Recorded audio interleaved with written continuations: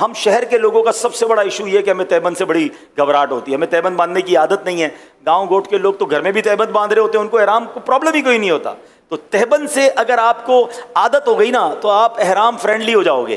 سب سے بڑا ایشو ہم لوگوں کا، شہر والوں کا، وہ یہ کہ ہم تہبند کیسے باندھیں. تہبند کنٹرول کرنے میں ان کا جو ہے ٹینشن رہتی ہے.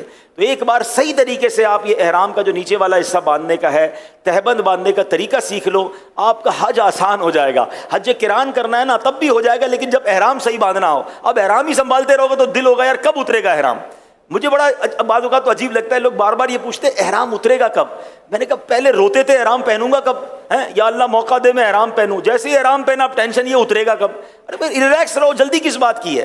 تو احرام صحیح باندھنا سیکھ جائیں گے تو آپ کو اس کی ٹینشن ختم ہو جائے گی. تو پہلے میں تہبند باندھنے کا آپ کو طریقہ بتا رہا ہوں. تو اب آپ نے پہلے تو چیک یہ کرنا ہے کہ یہ احرام میرے سائز کا بھی ہے کہ نہیں. تو اس کا طریقہ یہ کہ آپ نے اپنی ناف کے اوپر یہ والا بالکل کوئی بل نہ ہو رکھ کے چیک کر لیں کہ یہ آپ کے پیروں کے نیچے تک جا رہا ہے یا پیر تک ٹچ ہو رہا ہے. اس کا مطلب اس کا سائز ٹھیک ہے. ایسا نہ ہو کہ آپ ناف پہ رکھیں اور ابھی سے شروع سے ہی آپ کے ٹخنوں کے اوپر ہے تو یہ آپ کے لیے سائز تھوڑا ہے. چلے بسم اللہ الرحمن الرحیم. اچھا اب کرنا یہ ہے کہ یہ دونوں چادریں آپ نے اس کے کنارے ملا لینے، ٹھیک ہے، اور کوئی اس میں اوپر بل نہ رہے. ان دونوں کناروں کو آپ نے ملا لیا. اچھا اب اس طرف سے تھوڑا سا اس کو ٹائٹ کر لیں، جتنا ٹائٹ کرنا ہے آپ ٹائٹ کر لیں، ٹھیک ہے. اب ان دونوں کو واپس اپنے ہاتھوں سے یہاں پر لے آئیں. اب اس کے بعد دوبارہ جو ہے اس کو یہاں لے آئیں، یعنی اس کو فلیپ کر رہے ہیں آپ، ٹھیک ہے نا. اور اب آپ کی مرضی ہے ایک بار دو بار، کیونکہ احرام بھی بہتر ہے کہ ٹخنوں سے اوپر ہو، تو پھر تھوڑا اگر بڑا ہے تو 4 بار کر لیں. اب مثال کے طور پہ یہ میں نے اس کو 4 بار فولڈ دیا ہے نا. اب یہ اتنا اچھا بندھا ہے کہ مجھے بیلٹ کی حاجت نہیں ہے، ٹھیک ہے.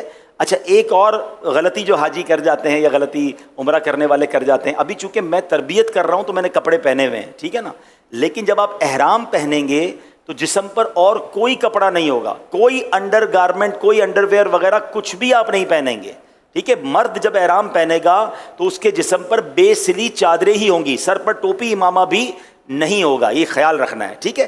تو اب آپ نے جب یہ احرام پہنا نا تو اب ظاہر ہے اس کے نیچے تو کچھ بھی نہیں پہنا ہے. تو اب یہ جو فلیپنگ کی ہم نے، اس کو گھما کے جس طرح بنایا ہے نا، اس کا فائدہ یہ کہ اگر ہوا بھی آئی نا تیز تو یہ اگر اڑی بھی چادر تو آپ کی ستر، آپ کا جو جسم ہے وہ چھپا رہے گا، بے پردگی نہیں ہوگی. تو ہم نے احرام جب اس طرح باندھتے تو اس سے ایک تو چلنے میں بڑی آسانی رہتی ہے، دوسرا پردہ بھی رہتا ہے، تیسرا یہ کنٹرول بھی رہتا ہے. اچھا یہ میں نے سکھایا نا تو آپ مجھے شاید 50 سیکنڈ لگ گئے ہوں گے، 1 منٹ لگ گیا ہوگا. لیکن اگر میں خود باندھوں یا آپ کی پریکٹس ہو جائے گی تو 30 سیکنڈ میں بھی ہو جائے گا، پتہ بھی نہیں چلے گا. آپ کی عادت ایسی بن جائے گی کہ آپ بالکل آسانی سے باندھ لیں گے. اب بیلٹ نہ بھی پہنے تو احرام چلے گا. اچھا کچھ حاجی غلطی کیا کرتے ہیں، کیونکہ گھر میں تولیہ باندھنے کی عادت ہے نہانے کے بعد کچھ لوگوں کی، تو وہ احرام تولیے کی طرح باندھ لیتے ہیں، اب یوں باندھ رہے ہوتے ہیں. جب اب یوں احرام باندھ لو گے تو آپ تو اپنے آپ کو قید کر بیٹھے، اب تو آپ زیادہ چل بھی نہیں سکو گے اور پھر سنبھالتے رہو اس کو. تو یہ اس طرح نہ باندھیں.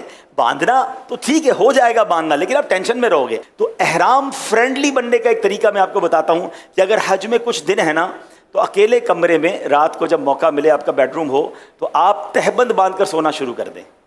آپ 5-7 دن اگر تہبند کے ساتھ واش روم جانا، گھر آرام کرنا سیکھ گئے نا تو پھر آپ احرام کے اندر بڑے ایزی ہو جائیں، کیونکہ آپ کو وہاں جا کے پریکٹس نہیں کرنی ہوگی، آپ نے ادھر ہی پریکٹس کر لی ہے، ٹھیک ہے نا. آپ کہیں یار وہ پھر تہبند یوز ہو جائے گی تو مجھے وہاں کے، تو کوئی بات نہیں، اس تہبند کو یہیں چھوڑ دیں، نیا ایک احرام اور لے کے وہاں چلے جائیں.